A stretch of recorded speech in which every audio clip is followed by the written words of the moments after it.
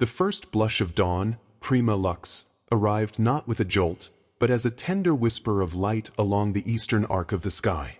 It crept through the open atrium of the Roman domus, touching first the impluvium, where rainwater slept in cool depths, then climbing the painted frescoes that depicted verdant landscapes and serene deities.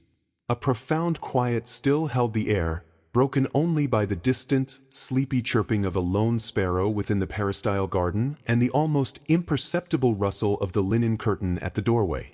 From the master's cubiculum, a yawn, soft and stretching, prefaced the gentle stir of the household. The air, still holding the cool dampness of night, carried the faintest suggestion of cypress from the garden and the earthy scent of drying tesserae. Soon, the hushed movements of household staff began, a quiet ballet of preparing for the day.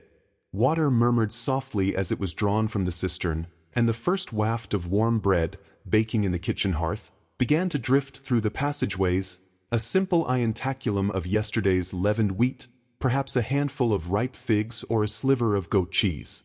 Before attending to the matters of the world, a moment of reverence was paid. The paterfamilias, emerging in his simple undyed tunic, paused by the small lararium, a painted niche where the household spirits resided. A pinch of incense, a silent offering, a quiet prayer for the peace and prosperity of the home, a ritual as ancient and comforting as the rising sun itself. The flickering flame of the offering cast dancing shadows on the Laras and Penates, watchful guardians. The cool of the early morning, primora, still kissed the skin as one stepped into the peristyle. This was the heart of the domus, a sanctuary of ordered nature. Here, the air was thicker with the scent of dew-kissed roses, their petals still furled against the nascent warmth, and the sharp, invigorating perfume of rosemary and thyme that spilled from terracotta pots.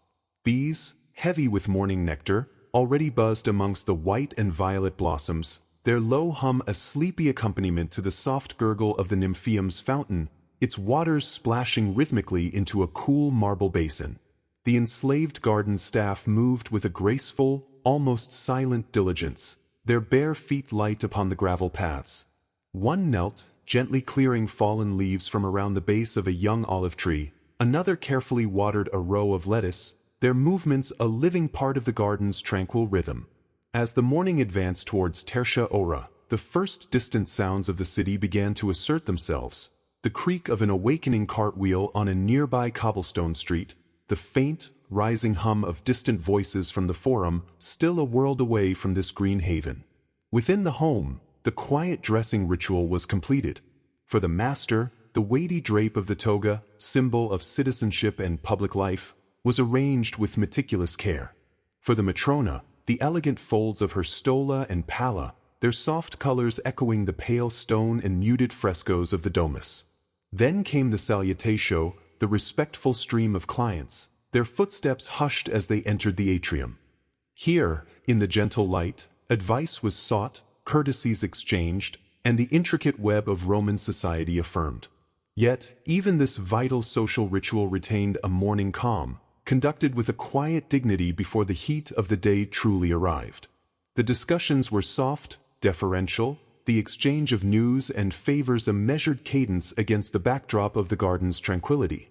By sexta ora, midday, the sun had climbed to its zenith, its rays now piercing directly into the open impluvium, turning the water into a shimmering shield.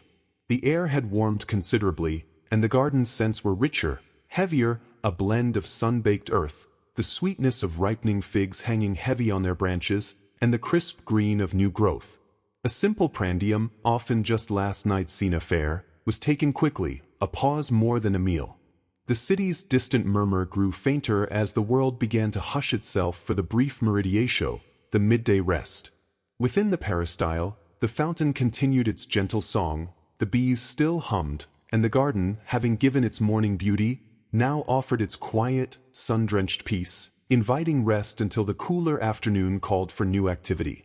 The subtle shift from pre-dawn to the true morning had now fully unfurled. What began as a mere suggestion of light, a pale wash against the eastern sky, had deepened into a confident, golden hue. It poured in through the uncurtained panes, laying broad, warm rectangles upon the worn floorboards. Dust motes, invisible moments before, now danced in these sunbeams, miniature galaxies swirling in their own slow, silent orbits. Each particle seemed to catch and refract the light, transforming the ordinary air into something alive, a shimmering curtain drawn across the room. A soft breeze, barely perceptible, stirred the thin lace curtain at the window, causing it to billow inward with a sigh. It carried with it the faintest scent of damp earth and something green, perhaps the dew-kissed leaves from the garden just beyond the sill. The world outside, though still largely dormant, began to offer its first gentle sounds. A solitary bird, hidden somewhere in the distant canopy, chirped a hesitant, questioning note, then another, as if testing the quiet air before fully committing to its dawn chorus. The rustle of leaves, a whisper from the ancient oak tree in the yard, added its own low murmur to the growing symphony of the new day. There was no urgency in this awakening, no sudden jolt or clamor to disrupt the delicate balance. It was an unfolding, deliberate and tender, like the petals of a flower stretching open to greet the light.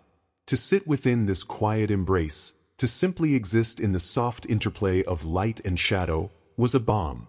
The warmth of the sun began to spread across the skin, a gentle invitation to stir, but not to rush. It was a warmth that permeated, rather than merely touched, sinking into the very bones, loosening the last remnants of sleep. The air, though warming, still held a refreshing coolness, a clean crispness that invigorated the lungs with each slow, measured breath. There was a sense of quiet invitation in the stillness, a beckoning to move through the day with the same unhurried grace that the light itself possessed. No schedules loomed, no pressing demands called for immediate attention. This morning, like so many others, was a gift of time, unwrapped slowly, savored in each passing moment.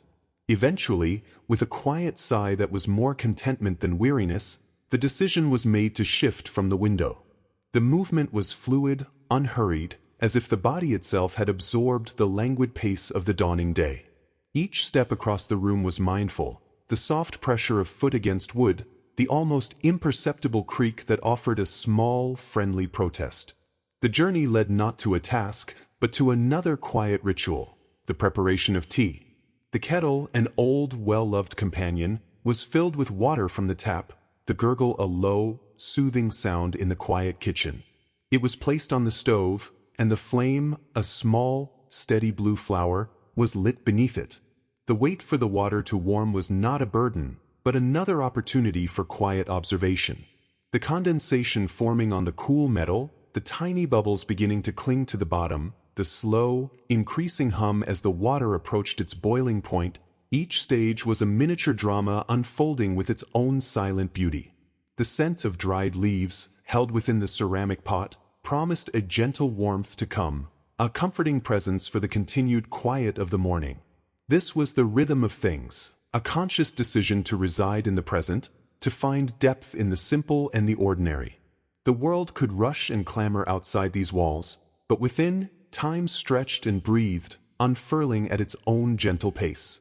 It was a space where the smallest details held meaning, where the light on the floorboards or the sound of a kettle could be sources of quiet joy, a testament to the unhurried life. The quiet hum of the old house was a lullaby, almost imperceptible unless one truly listened, a soft counterpoint to the world outside. It was a sound woven from the settled timbers, the gentle murmur of ancient pipes, and the very breath of the sleeping air within its walls. Sunlight, diffused through the thin, linen curtains, painted the worn floorboards in stripes of pale gold, illuminating motes of dust dancing in a slow, ethereal ballet. It was a light that promised warmth but offered only a cool, nascent embrace, characteristic of these early hours when the world was still exhaling the last remnants of night's chill. He sat by the window, not quite still, but moving with a slowness that blurred the edges of motion. His fingers traced the condensation on the pane, a fleeting pattern of delicate spirals, then rested lightly on the cool wood of the sill. Outside, the garden was awakening. The dew-kissed petals of the late-blooming roses shimmered with an inner light, each drop a tiny prism catching the nascent sun. A lone robin, plump and self-important, hopped across the lawn, its bright eye scanning for breakfast, its chirps piercing the stillness with surprising clarity, yet without disturbance. It was a sound that belonged, a thread in the rich tapestry of the morning. There was a peculiar solace in this unhurried observation, a profound sense of connection to the quiet rhythm of the living world. The world rushed for so many, a frantic dash from one point to the next, but here, in this small corner, time seemed to stretch, elastic and forgiving. It allowed for the luxury of simply being, without agenda or expectation. He remembered a time when such stillness felt alien, a void to be filled with noise and activity. Now, it was a cherished companion, a balm for a spirit that had learned the true cost of ceaseless striving. A faint breeze, carrying the scent of damp earth and distant pine, stirred the curtains, causing them to billow inward like gentle sails. He inhaled deeply, letting the coolness fill his lungs, a quiet cleansing. The air tasted of green things and beginnings.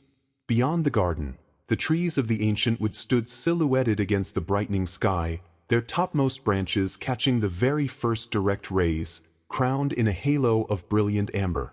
They looked like ancient sentinels, silent watchers of centuries, their roots plunged deep into the stories of the land. He felt a kinship with them, this slow unfolding, this quiet persistence. He thought of the tea brewing on the small stove, its faint herbal aroma beginning to drift through the house, a promise of warmth to come. There was no hurry to fetch it, no urgent need to break the spell. The warmth would wait. The day too would wait.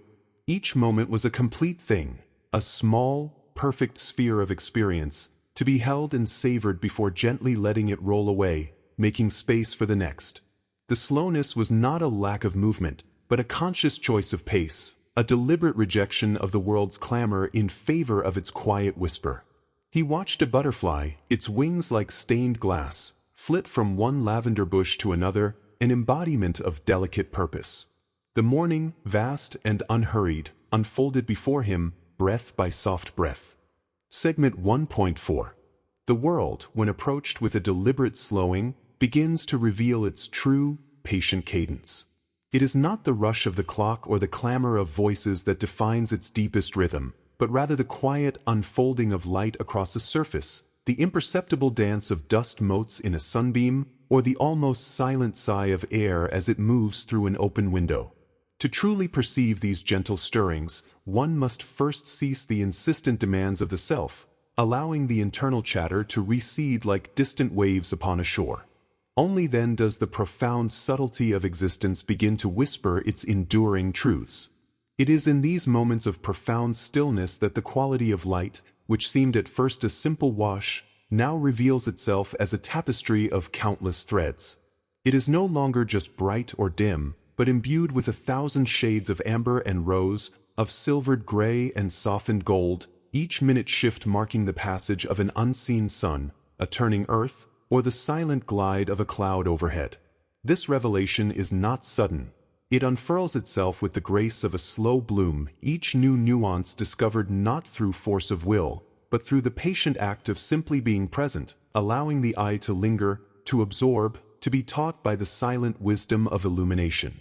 And with the eye thus softened, the ear, too, begins to attune itself to frequencies previously lost in the din. The hum of a distant transformer, once an irritating drone, transforms into a low, steady thrum, a grounding note in the vast symphony of the unseen. The rustle of leaves, no longer a mere sound, becomes the whispered conversation of the trees, a delicate exchange between branches and wind, each murmur unique, each tremor a testament to life's persistent, quiet breath. One finds that there are layers upon layers of silence, each one deeper, more resonant than the last, and within these layers, a universe of almost imperceptible sound waits to be heard, if only we grant it the generous space of our focused attention. This gentle attunement is not an effort of concentration but an act of surrender.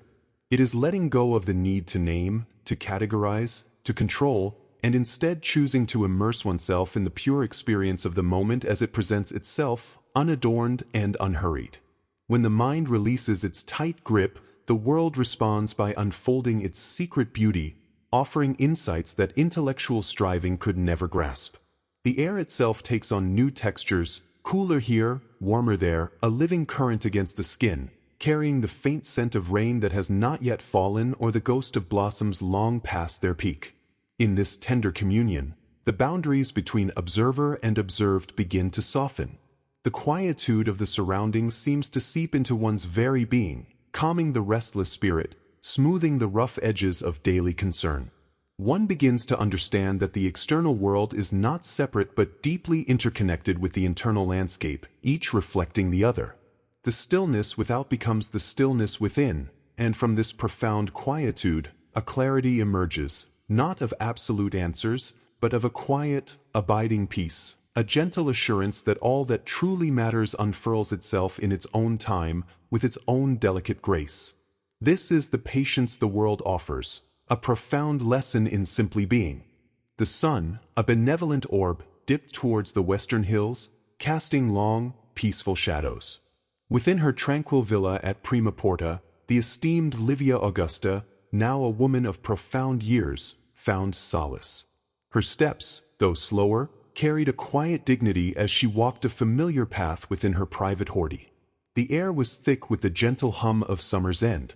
A soft breeze, carrying the faint perfume of cypress and myrtle, rustled through the neatly clipped hedges. Below, the distant city of Rome, a vibrant tapestry of marble and clamor, seemed a world away. Here, in her personal sanctuary, time itself seemed to slow, yielding to nature's unhurried rhythm. Her gaze drifted over the carefully tended beds, where the last vestiges of late summer blooms offered their delicate beauty. The velvety petals of a deep red rose, still heavy with the morning's dew, caught the lingering sunlight, shimmering like polished amethyst. A bumblebee, fat and diligent, explored the intricate heart of a white lily, its buzzing a soft counterpoint to the distant trickle of the garden's water feature. This nymphaeum, adorned with moss-kissed statues, whispered a constant, soothing melody as water danced from basin to basin. Livia paused beside a bench of cool, veined marble. She settled, her silken stola rustling softly. Her eyes, though aged, held the clear light of wisdom and memory. So much had transpired in her long life: the forging of an empire, the intricate dances of power, the joys and sorrows of family. The burdens of an empress, of an Augusta, had been immense, yet here, amidst the verdant embrace of her garden, they seemed to recede, becoming mere echoes. She recalled the skilled painters who had transformed her inner chambers into a perpetual garden, frescoes depicting a vibrant world where pomegranate trees bore fruit and birds flitted amongst lush foliage, a testament to her enduring love for these peaceful spaces. Those painted walls were a cool, endless summer, a world of perpetual tranquility even when Rome itself seethed with political machinations. The scent of damp earth mingled with the fresh tang of crushed bay leaves from a nearby shrub, a comforting aroma that grounded her in the present moment. She watched a lizard, still as a miniature statue, bask on a sun-warmed stone, its tiny heart undoubtedly beating with an ancient, untroubled rhythm. The very act of observing this simple life brought a profound sense of peace. In this haven, Livia found not an escape from her life, but a deeper connection to its enduring patterns. The growth and decay of the seasons, the patient blossoming of a seed into a flower, mirrored the grander unfolding of history. The garden was a teacher, its lessons whispered on the breeze, etched in the patterns of light and shadow, and reflected in the enduring beauty of the natural world. As the sky deepened to a gentle lavender, Livia closed her eyes for a moment, letting the coolness of the marble seep into her, breathing in the quietude wholly present in this timeless, peaceful garden. The afternoon light, having long since surrendered its initial brilliance, now lay stretched across the floorboards in muted, elongated patterns. It was a light that spoke of culmination, not fading, a gentle amber sigh after the day's more assertive exhalations. Each dust mote, suspended in the stillness, caught the oblique rays and became for a fleeting moment a tiny, incandescent star, dancing a silent, unhurried waltz in the profound quietude of the room. There was no urgency in this particular hour, no clamor for attention from the world beyond the pane. It was a space carved out for contemplation, for the quiet unfolding of thoughts that preferred to drift rather than rush. A slight breeze, almost imperceptible, rustled the edge of the curtains, a whisper of coolness against the lingering warmth that still clung to the air. It carried with it the faintest scent of damp earth and distant, blooming jasmine, a fragrance that subtly wove itself into the fabric of the afternoon, deepening its tranquility. This sense of unhurried presence was a rare and treasured gift, one often overshadowed by the insistent drumbeat of daily obligations. Here, within these walls, time seemed to expand, allowing moments to breathe, to settle, to reveal their true, unadorned beauty.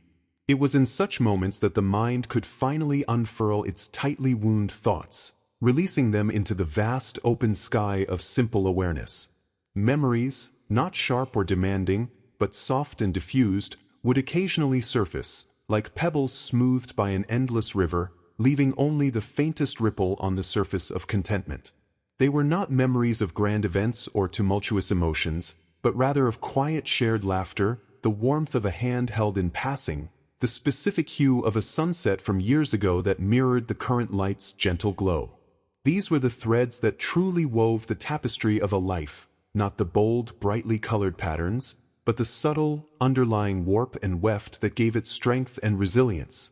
To acknowledge them, to simply let them be, without analysis or judgment, was to honor the profound simplicity of existence itself. It was a practice of quiet acceptance, a surrender to the gentle rhythm that governed all things. The stillness deepened as the sun dipped lower, casting longer, more dramatic shadows that stretched across the room like inquisitive fingers. Each object, once clearly defined, now softened at its edges, blurring into the encroaching twilight. The world outside, too, began its graceful retreat, the distant sounds of daily life fading into a general hum, less distinct, more abstract. A lone bird, its song a series of sweet, hesitant notes, offered a final, tender serenade before silence reclaimed the air, a silence not empty, but rich with the accumulated peace of the hour. This transition from the quiet hum of afternoon to the hushed embrace of dusk was a lesson in gentle letting go. There was no need to cling to the fading light, for the darkness held its own unique comfort, a soft blanket woven with the promise of rest and renewal. It was a cycle, eternally gentle, eternally patient, whispering that all things pass, and in their passing, leave behind a quiet imprint, a lingering warmth. To simply be present within this unfolding, to breathe in its essence, was enough. More than enough, it was everything. The light, no longer harsh nor asserting itself with the bright insistence of midday, had softened to a diffuse, golden haze. It filtered through the high branches of the ancient oak, dappling the lawn with shifting patterns that seemed to dance without sound. A deep quiet settled, interrupted only by the distant, almost imperceptible murmur of the stream at the garden's edge, a gentle sigh against the prevailing stillness. It was the kind of quiet that spoke not of emptiness, but of a fullness of small, unhurried presences. My gaze drifted across the window pane, its surface cool to the touch, and rested upon the wisteria vine that clung steadfastly to the brick wall. Its leaves, vibrant green just weeks ago, were now beginning their subtle shift, a whisper of yellow creeping in at the edges, hinting at the gradual surrender to autumn's slow embrace. There was no urgency in this transformation, no sudden dramatic flourish, but rather a patient, almost imperceptible unfolding.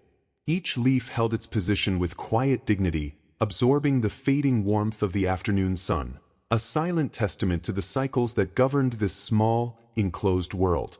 A bumblebee, heavy with the day's diligent work, hovered clumsily near a stray clematis bloom that had bravely offered a last, late blossom. Its buzzing was a low, contented drone, a tiny engine of purpose against the vast, serene backdrop.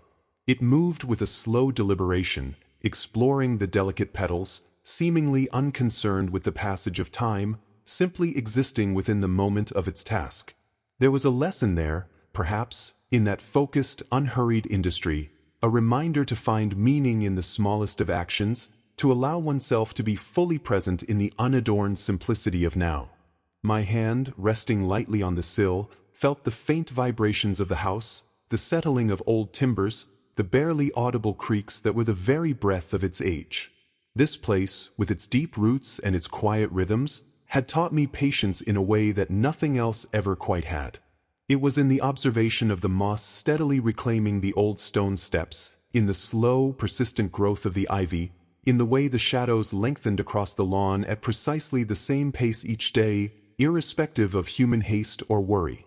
There was a profound comfort in this unhurried pace, a sense of belonging to something larger and more enduring than the fleeting anxieties of the day.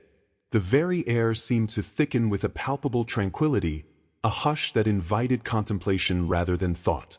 It was not a time for planning or for striving, but simply for being. To witness the slow undulation of life, the quiet persistence of nature, was to be gently reminded of the grace inherent in simply allowing things to unfold. The world outside the glass continued its steady, deliberate dance, and I, for a precious interval, was content to merely watch its gentle sway. The scent of damp earth and distant wood smoke, carried on the faintest breath of air, drifted in, completing the quiet tapestry of the hour. The quiet that follows a deep breath often holds more than the inhale itself. It is in that gentle release, that suspended moment, where the world seems to settle into a softened focus, and the contours of what was just perceived begin to reveal their true, unhurried form. We speak of finding clarity, yet often it is clarity that finds us, drifting in on the currents of stillness, much like the first whisper of dawn breaking through the last vestiges of night. There is no grand pronouncement, no sudden, jarring revelation, but rather a slow, tender unfolding, a quiet agreement between the observer and the observed. Consider the way light shifts in a room as the hours pass, not with a sudden flick of a switch, but through an imperceptible lengthening of shadows, a deepening of golden hues against a wall that minutes before seemed bathed in an ordinary brightness. One does not notice the precise second of transition, but rather the cumulative effect, the subtle tapestry woven by the sun's patient journey. So too, with the delicate fabric of understanding. It is not woven in hurried strides, but in the quiet accumulation of moments given over to gentle presence. To truly see, sometimes one must simply allow the eyes to rest, unfocused, and let the details emerge on their own terms, like secrets whispered by a breeze. This unhurried state is not one of idleness, but of deep receptivity.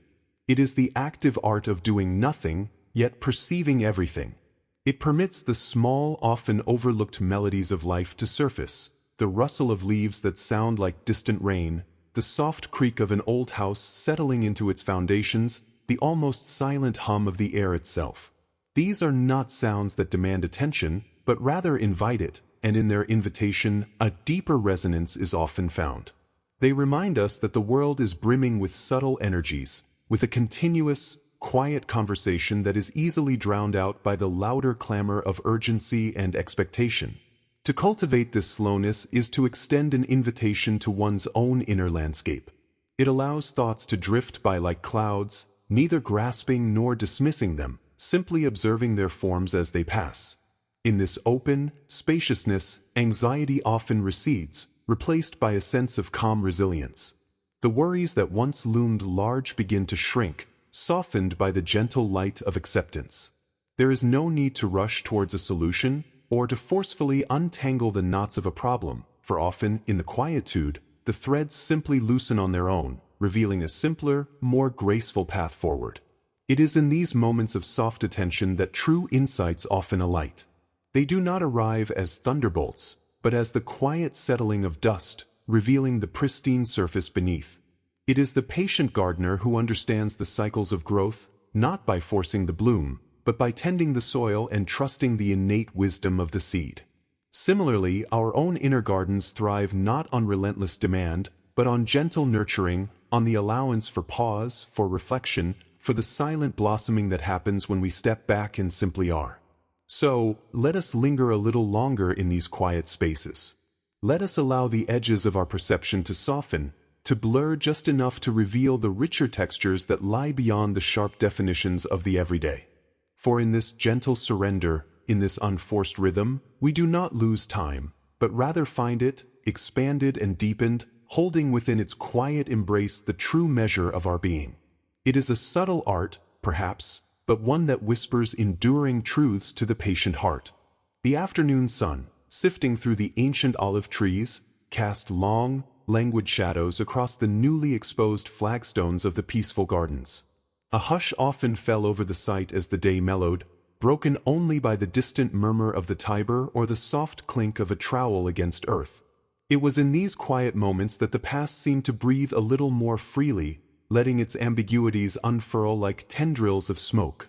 Our work here, amongst the ghosts of Roman leisure, often felt less like unearthing and more like listening to very old, very faint whispers. Amongst the broken pottery and faded frescoes, there were always the small, unidentifiable fragments, a single, oddly shaped glass bead, a piece of tool that defied classification. But a more persistent enigma had begun to surface, scattered across several villas in the Latium region, always in the most secluded corners of what had clearly been private garden spaces. We called them, for lack of a better term, the lead leaves.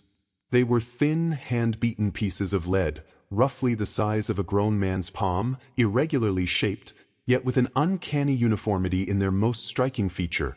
Each one bore the same sequence of intricate, etched symbols. Not Latin, certainly. Not Greek, nor Etruscan. They were a flowing, almost organic script, distinct from any known language or cultic iconography we had encountered in Rome or its surrounding territories. Each leaf was unique in its specific imperfections, a ripple in the lead, a slightly deeper incision, but the symbolic sequence remained unwavering, a perfect repetition.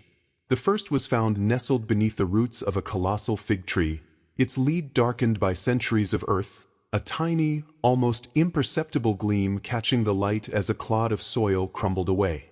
Others followed, discovered near the crumbling remains of a small, decorative grotto, or beside the dried-up basin of a nymphaeum where water once whispered its secrets. They were never found in caches, never alongside other offerings or everyday objects. Always solitary, always just beneath the surface, as if they had simply drifted down with the autumn leaves of 2 millennia past. What were they?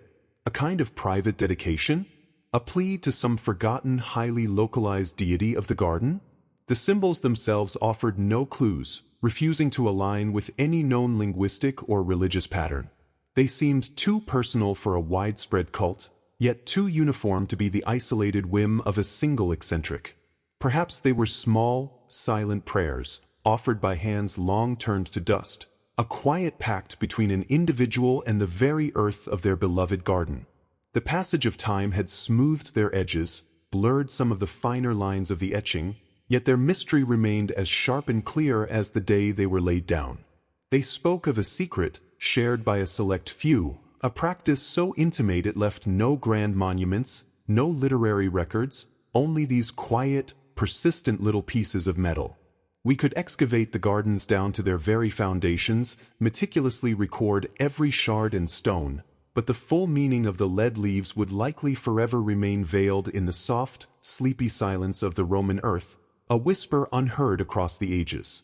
The light, as it had just been, held a particular weight, not heavy or oppressive, but imbued with the gentle hush of late afternoon. It softened the edges of everything it touched, drawing a veil of quiet gold over the familiar world, transforming the ordinary into something briefly sacred.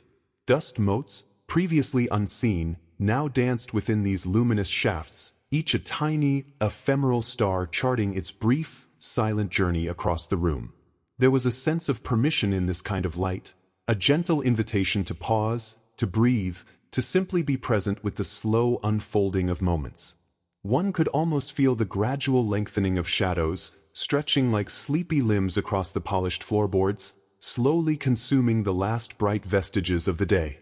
This quiet recession of light brought with it a subtle shift in the air, a cool whisper hinting at the approaching evening, a promise of stars veiled by the growing dark. It was not a somber transition, but rather one infused with a profound sense of peace, a quiet relinquishing of the day's energies. The world outside, too, seemed to lower its volume, the distant hum of traffic softening into a low drone, the birdsong becoming less urgent, more lullaby-like. In such moments, the internal landscape often mirrors the external. The restless flutter of thought begins to subside, like leaves settling after a breeze. What remains is a quiet awareness, a sense of simply being, unburdened by the demands of time or the clamor of expectation.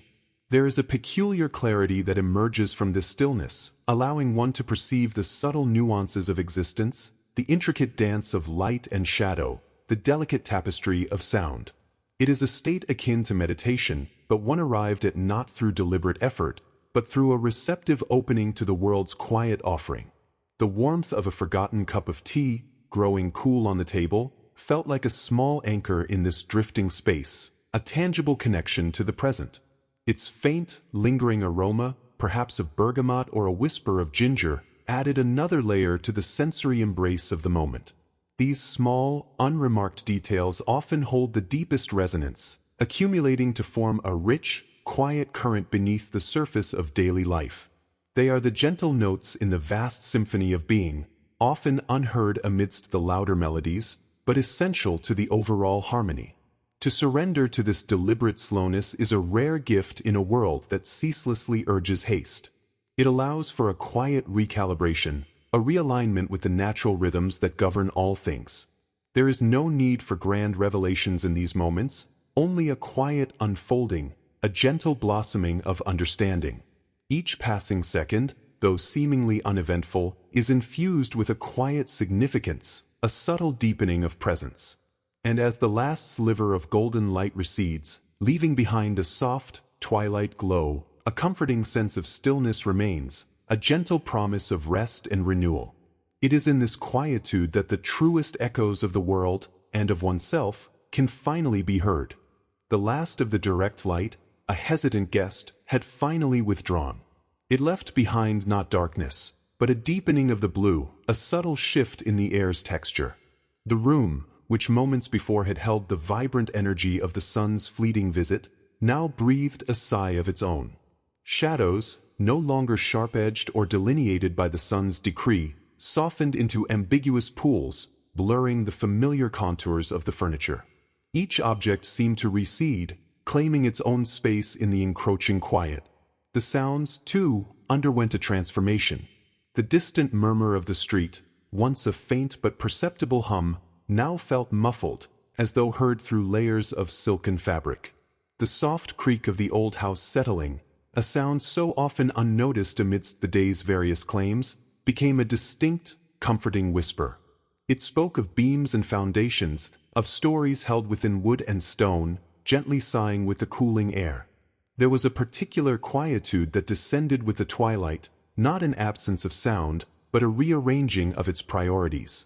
Small, intimate sounds, previously overwhelmed, now found their gentle voice. The gentle tick of the grandfather clock, a steady heartbeat in the corner, seemed to amplify, filling the space with its deliberate rhythm. Each swing of the pendulum was a quiet assertion of time's passage, unhurried and unwavering. Outside the window, the world surrendered its vibrant hues.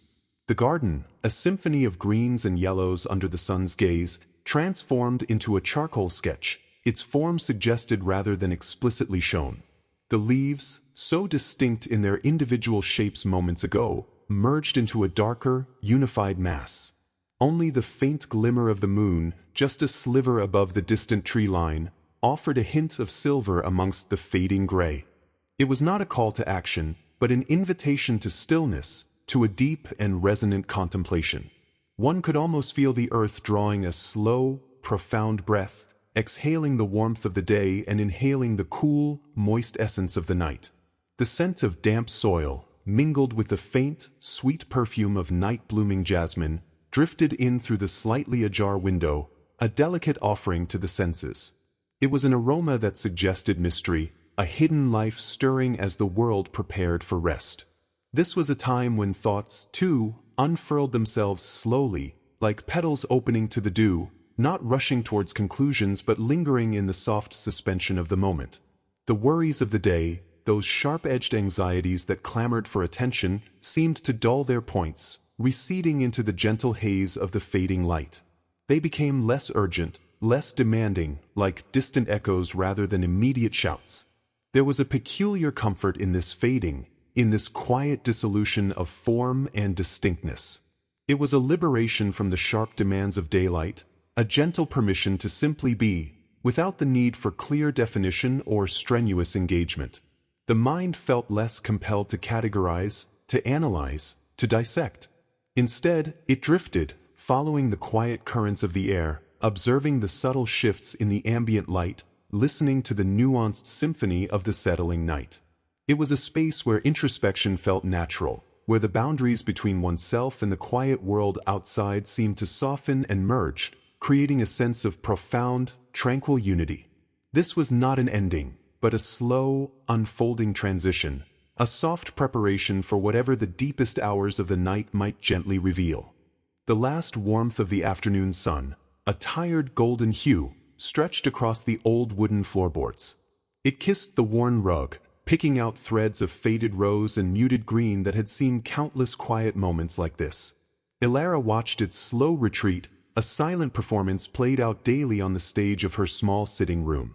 The air held a faint, comforting scent of aged paper and something vaguely floral from the wilting bouquet on the mantel, a testament to days that had already folded themselves away.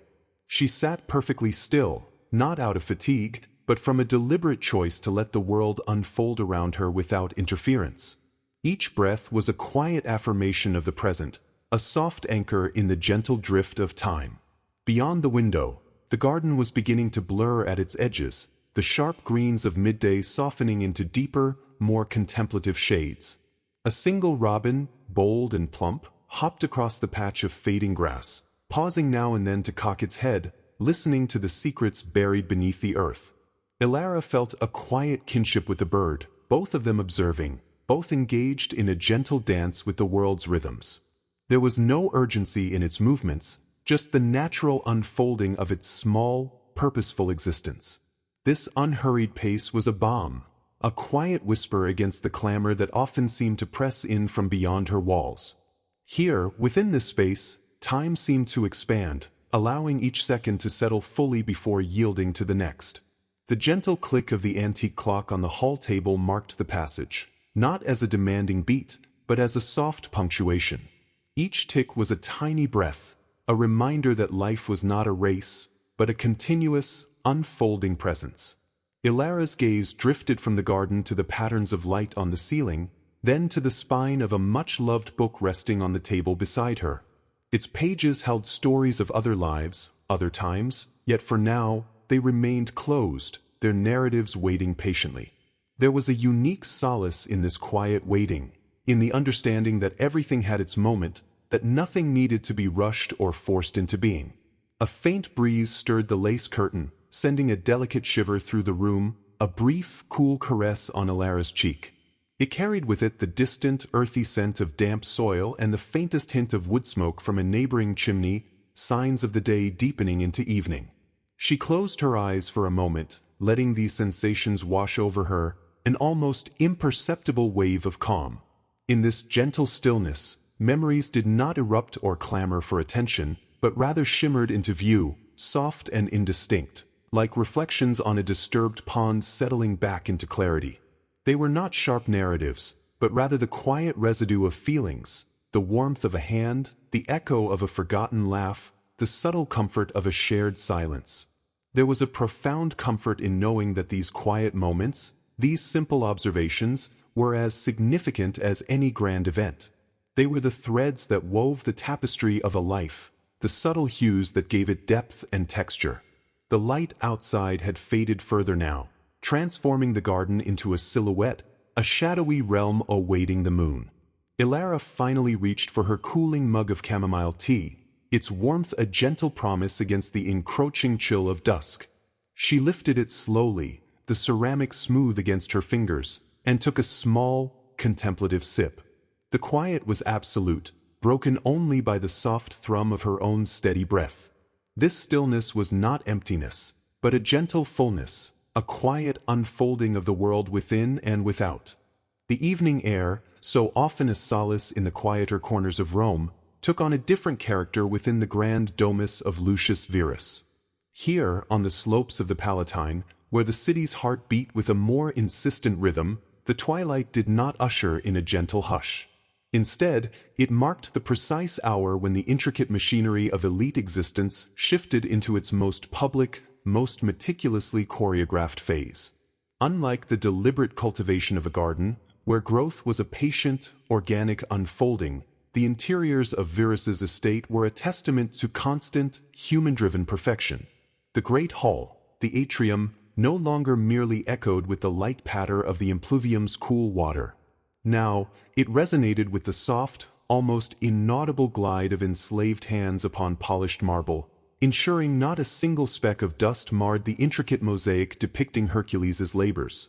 The air, which might have carried the scent of jasmine from a hidden courtyard, was instead heavy with the deliberate fragrance of imported nard and saffron, burnt in small, ornate braziers to cleanse and perfume the very breath of the household. In the triclinium, the dining couches, stuffed with the softest swan feathers, lay draped in fabrics of Tyrian purple and spun gold, their richness a silent pronouncement of distant trade routes and costly dyes. A legion of servants, moving with the practiced grace of a well-drilled legion, adjusted the oil lamps, their soft, yellow glow catching on chased silver platters and the polished obsidian tabletops, reflecting 1,000 tiny, distorted versions of the impending feast. One might observe a young service, with a single, slow sweep, remove a stray, unseen thread from a silken cushion, a movement so precise it bordered on ritualistic. The absence of error was not merely preferred. It was an expectation as foundational as the very stone of the house. As guests began to arrive, their murmurs and the rustle of their fine tunics replaced the earlier, more methodical sounds. Each greeting was a subtle performance, a careful calibration of status and influence. The host, Lucius Verus, a man whose lineage stretched back to the Republic's dawn, moved among them with a practiced ease, his smile a well-rehearsed curve, his laughter a timbre designed to convey effortless affluence. There was a faint, almost metallic tang in the air that was not from the lamp oil, but from the mingling perfumes and the unspoken aspirations of those present. The meal itself was less a simple act of nourishment and more a protracted demonstration of abundance. Platters arrived laden with delicacies from distant lands, live oysters from Gaul, their shells iridescent in the lamplight, roasted dormice stuffed with spices and nuts, whole peacocks, reassembled with their iridescent feathers intact, laid out as if still alive. The wine, a Falernian from an ancient vintage, flowed freely, its rich aroma adding another layer to the complex sensory tapestry. Conversation ebbed and flowed, often witty, always polite, yet rarely venturing beyond the surface of pleasantries or the strategic exchange of veiled political insights. The clinking of silver against ceramic, the low hum of voices, the occasional controlled burst of laughter, these sounds created a dense, unyielding auditory landscape, far removed from the gentle rustle of leaves or the distant call of a cicada that might be heard in a quiet garden. For all the visible comfort, the pursuit of ease in such an environment seemed to demand a relentless vigilance, a constant management of perception and possession. Every surface gleamed, every dish was perfectly presented, every conversation measured. The vast, cool expanse of the domus offered shelter, certainly, but perhaps not the kind of quietude where thoughts could truly wander, or where the soul could simply be. Here, amidst the deliberate luxury and the endless subtle rituals of display, peace, if it existed at all, felt less like a natural state and more like another carefully curated, meticulously maintained artifact. The quiet settled further around the old stone, a hush that seemed to deepen with each passing moment as the sun began its slow, deliberate descent. Shadows, long and tentative, stretched across the dew-kissed grass, painting the familiar landscape in hues of deepening violet and muted gold. A cool breath, barely perceptible, stirred the leaves of the ancient oak, causing them to whisper secrets to the encroaching twilight. It was a time when the world seemed to hold its breath, when the day's clamor receded into a distant memory, leaving behind only the gentle symphony of the evening. The air, now imbued with the faint, earthy scent of damp soil and slumbering wildflowers, grew cooler, wrapping itself around the quiet observer like a soft, invisible shawl. Each blade of grass, each delicate petal, seemed to absorb the last vestiges of the sun's warmth, releasing it back into the atmosphere in tiny, imperceptible waves. The distant chirping of crickets began to weave itself into the fabric of the fading light, a rhythmic counterpoint to the soft rustle of the leaves, a quiet lullaby for the emerging night. There was no urgency here, no hurried movement, only a profound sense of natural progression, a slow, unhurried surrender to the inevitability of dusk. He watched as the last sliver of the sun, a vibrant streak of tangerine and rose, dipped below the horizon, pulling the vibrant colors with it and leaving behind a sky of soft, graduating grays and blues. A single star, hesitant at first, then bravely bright, pierced the deepening canvas above, a tiny diamond on velvet. Its distant light seemed to carry with it the quiet wisdom of ages, an unspoken reassurance that even in the profound silence, there was connection, there was order. The chill that now settled over the land was not harsh, but rather a comforting embrace, a sign that the day's journey was complete, and a time for rest was drawing near. A profound sense of stillness began to permeate not just the surroundings, but also the space within. The small anxieties of the day, the gentle hum of thoughts that usually occupied the mind, seemed to dissolve like mist in the morning sun, leaving behind a clear, unburdened expanse. It was a rare and precious moment, this deep communion with the quietude, where the artificial boundaries between self and world blurred, and one simply existed, a part of the greater unfolding. The cool touch of the evening air on his skin, the faint scent of the earth, the nascent glow of distant stars, all converged into a singular, profound sensation of peace. The distant call of an owl, a soft, mournful hoot, drifted on the air, adding another layer to the evening's serene tapestry. It was a sound that spoke not of loneliness, but of the vastness of the natural world, of cycles continuing, unseen and unhurried. The stillness deepened further, not an empty silence, but one rich with the quiet breathing of the land, a slow, gentle pulse that resonated with the very core of being. There was a quiet strength in this stillness, a gentle reminder of the enduring beauty found in the simple act of presence, of yielding to the quiet grace of the world as it slowly, beautifully, gave itself over to the night. The gentle sigh of the wind outside was barely a whisper against the window pane, a sound so delicate it felt more like a memory of sound than an actual presence. It was the kind of evening where the world seemed to hold its breath, caught in the lingering embrace of dusk. Light, which only moments before had been a vibrant gold, now softened into a muted pewter, tracing the edges of the distant trees with a faint, silvery glow. Everything was slowly surrendering to the encroaching quiet, a gradual, unhurried fade that promised rest rather than disappearance. The mug in my hands, long cooled, still offered a phantom warmth, a residual comfort against the slight chill that had begun to seep into the room. There was no need to move, no urgency to switch on a lamp and dispel the deepening shadows.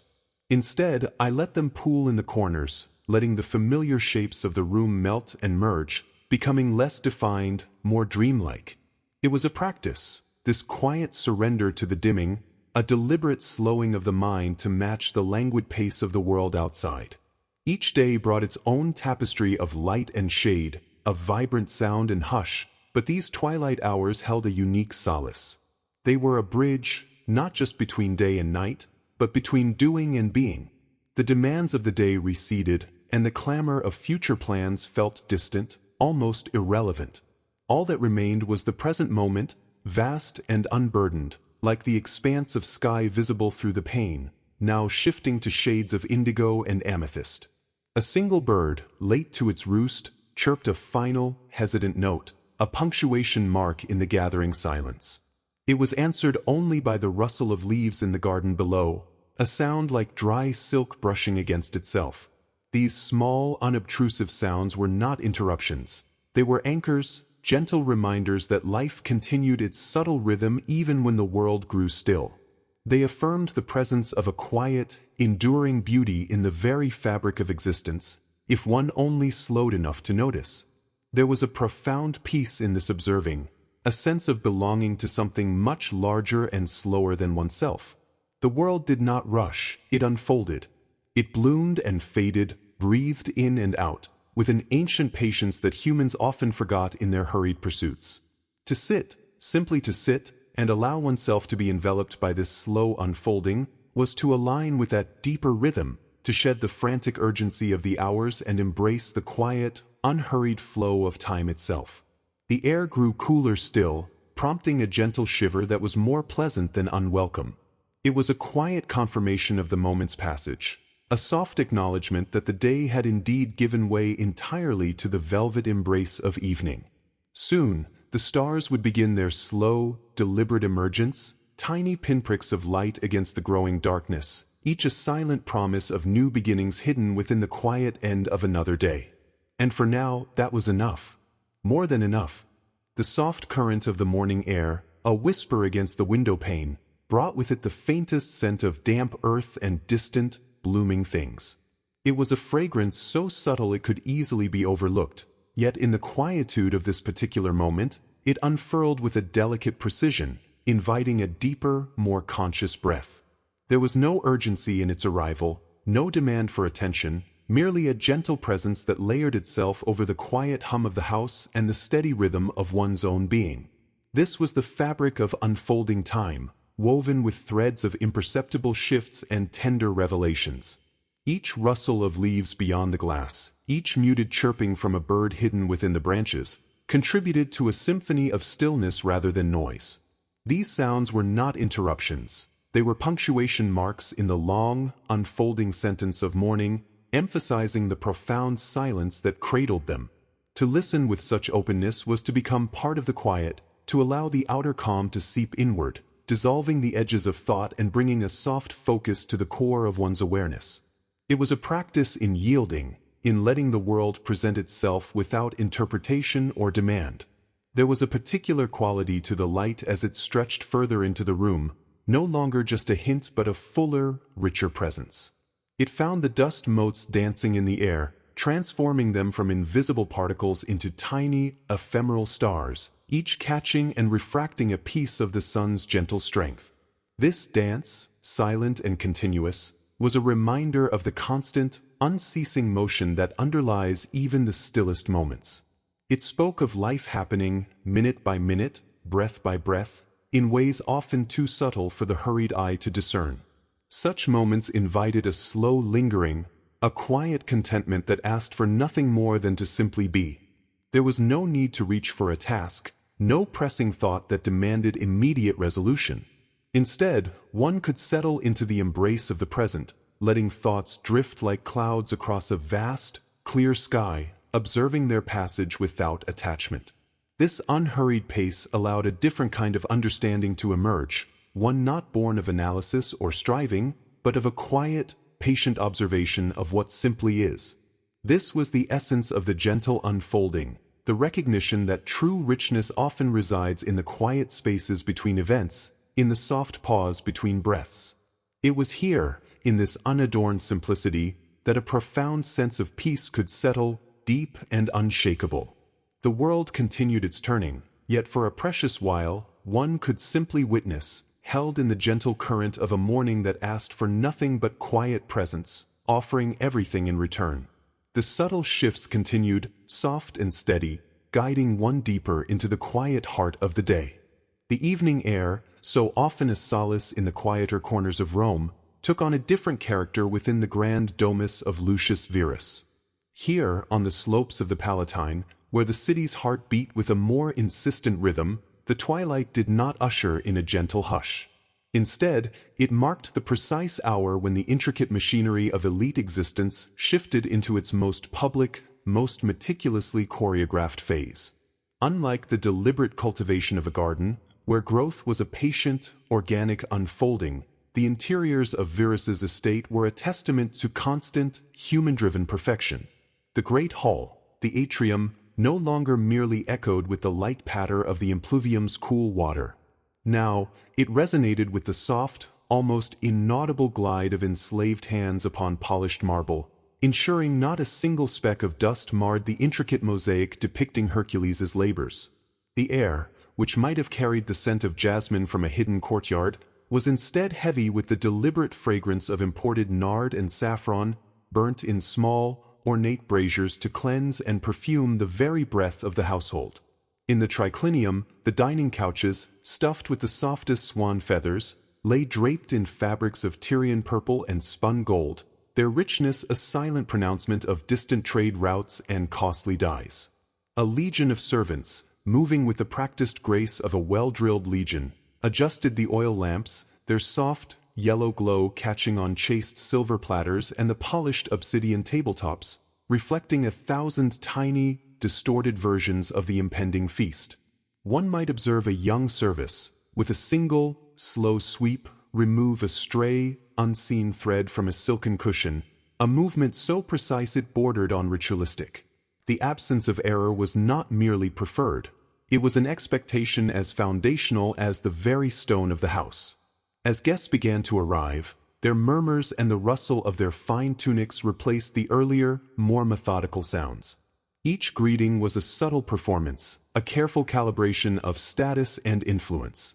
The host, Lucius Verus, a man whose lineage stretched back to the Republic's dawn, moved among them with a practiced ease, his smile a well-rehearsed curve, his laughter a timbre designed to convey effortless affluence.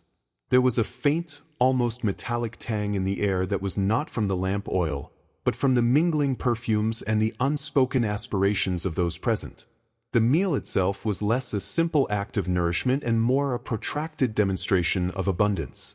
Platters arrived laden with delicacies from distant lands, live oysters from Gaul, their shells iridescent in the lamplight, roasted dormice stuffed with spices and nuts, whole peacocks, reassembled with their iridescent feathers intact, laid out as if still alive.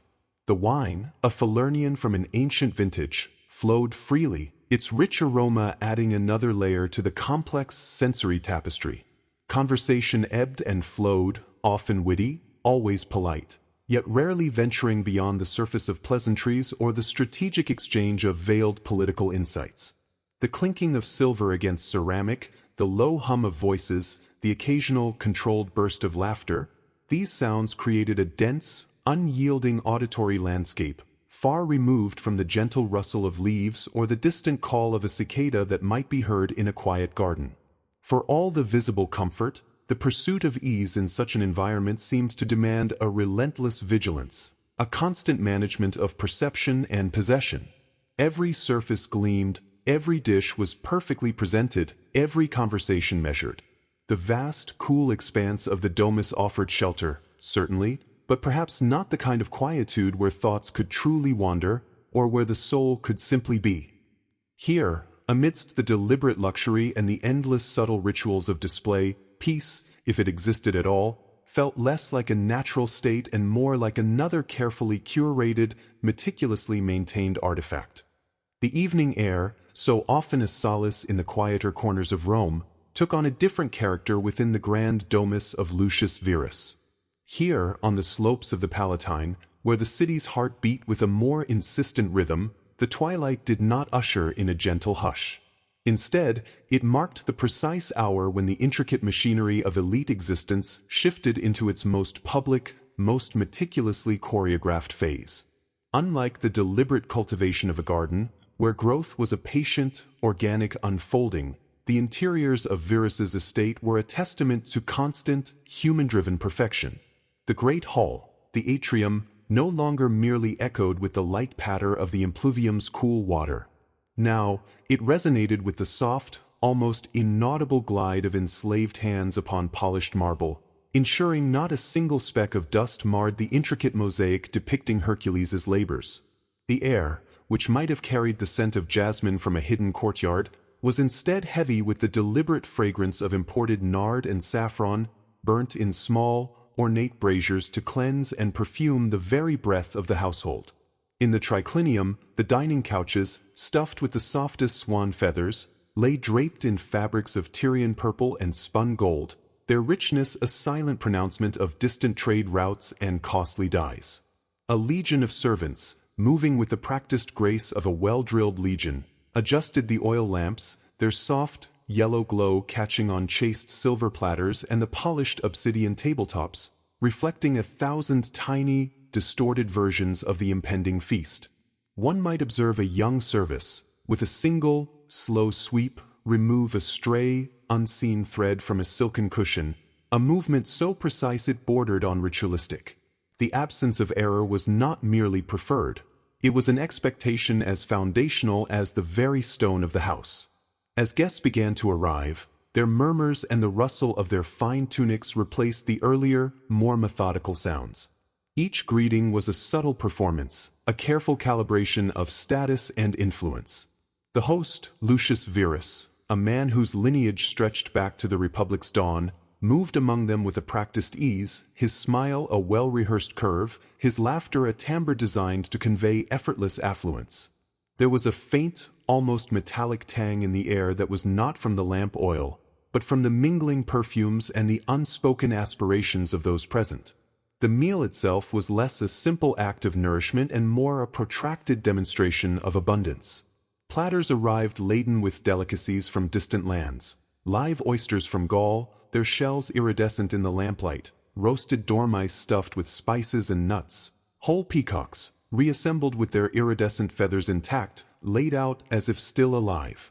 The wine, a Falernian from an ancient vintage, flowed freely, its rich aroma adding another layer to the complex sensory tapestry. Conversation ebbed and flowed, often witty, always polite, yet rarely venturing beyond the surface of pleasantries or the strategic exchange of veiled political insights. The clinking of silver against ceramic, the low hum of voices, the occasional controlled burst of laughter, these sounds created a dense, unyielding auditory landscape, far removed from the gentle rustle of leaves or the distant call of a cicada that might be heard in a quiet garden. For all the visible comfort, the pursuit of ease in such an environment seemed to demand a relentless vigilance, a constant management of perception and possession. Every surface gleamed, every dish was perfectly presented, every conversation measured. The vast, cool expanse of the domus offered shelter, certainly, but perhaps not the kind of quietude where thoughts could truly wander, or where the soul could simply be.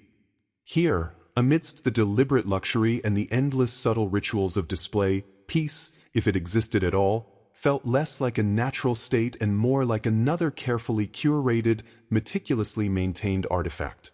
As our tranquil journey through the meticulously cultivated oases of ancient Rome gently concludes, we carry with us the echo of a time when nature and human hand met in silent, breathtaking harmony. Imagine the cool shade of a fig tree, the gentle gurgle of a fountain fed by distant aqueducts, the vibrant hues of mosaic flowers mirroring real blossoms, each a testament to a world where beauty was not merely adorned but deeply woven into daily life. Much has changed, of course. The legions are gone, the emperor's dust, and the grand villas have long since crumbled. Yet how much truly remains the same? The human heart still seeks solace in green spaces, the soul still yearns for quiet communion with beauty. A Roman citizen, finding peace in his peristyle garden, is not so different from us today, tending a small potted plant or seeking refuge in a city park. The same sun that warmed their cypress trees now graces our window boxes, and the moon that illuminated their evening strolls still casts its silver light upon our modern streets. The silent language of growth, of earth, and of water continues to speak across millennia. Thank you for allowing me to share this quiet pilgrimage with you. If this gentle whisper from the past touched your spirit, please consider leaving a like, subscribing for more journeys into history and imagination, and sharing your own reflections in the comments below. Until we meet again, rest well, dear friend. Dream gently, and may your own world be touched by such serene harmony.